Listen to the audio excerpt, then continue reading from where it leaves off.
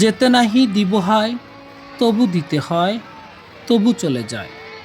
এই গান কবিতার পংক্তির মতোই আবেগঘন পরিবেশে ফেনী সরকারি মডেল প্রাথমিক বিদ্যালয়ে অনুষ্ঠিত হল প্রধান শিক্ষক কাজী ওয়াজিউল্লাহর বিদায়ী সংবর্ধনা।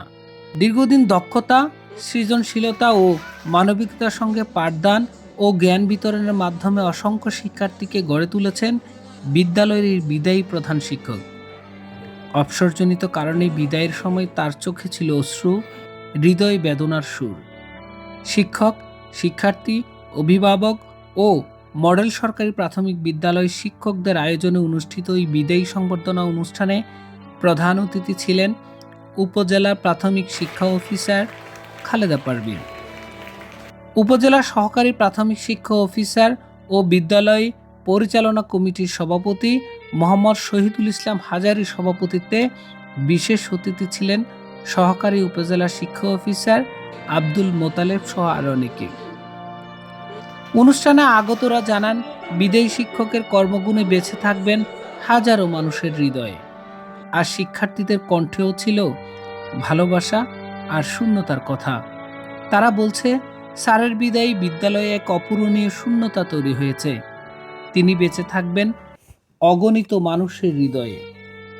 স্যারের বিদায় উঠলাম, সেজন্য আমরা এখানে আসছি। আর স্যার আজকে যাবে গা, সেজন্য আমাদের অনেক মন খারাপ। স্যারের অনেক মন খারাপ। আমরা স্যারের জন্য দোয়া করবো, স্যারও আমাদের জন্য দোয়া করবে। আমাদের ইউনিভার্সিটি অফ অটোয়া থেকে ইউটি করছে, এটা স্যার সম্পূর্ণ স্যারের কৃতিত্ব।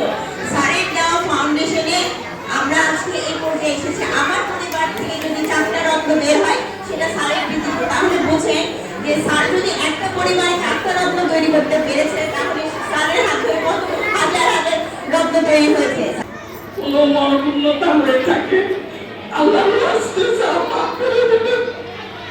স্যারের কাছে আমি আন্তরিকভাবে ক্ষমা চাইছি। মানুষ হিসেবে স্বল্প কর্মজীবনে ভুল ত্রুটি ও অপূর্ণতা থাকতে পারে, তা আন্তরিকভাবে স্বীকারও করেন তিনি। উপস্থিত ও অনুপস্থিত সবার কাছে বিনীতভাবে ক্ষমা প্রার্থনা করেছেন। 38 বছর 8 মাস 9 দিন, অর্থাৎ আমি যেদিন যোগদান করি সেদিন ছিল মঙ্গলবার, আর আমি যেদিন শেষ স্বাক্ষর করি সেদিন ছিল 30 ডিসেম্বর 2025, তাও মঙ্গলবার। তো মাঝখানে অল্প কিছু মঙ্গলবার শুরু করি, মঙ্গলবারে শেষ। এই ছোট্ট কর্মজীবনে আমি অনেক কিছু দেখেছি, অনেক কিছু শিখেছি, অনেক কিছু শেখার চেষ্টা করেছি, অনেক ভালো মানুষের সাথে চলার চেষ্টা করেছি, অনেক পুত পবিত্র ফুলদের সাথে চলার চেষ্টা করেছি।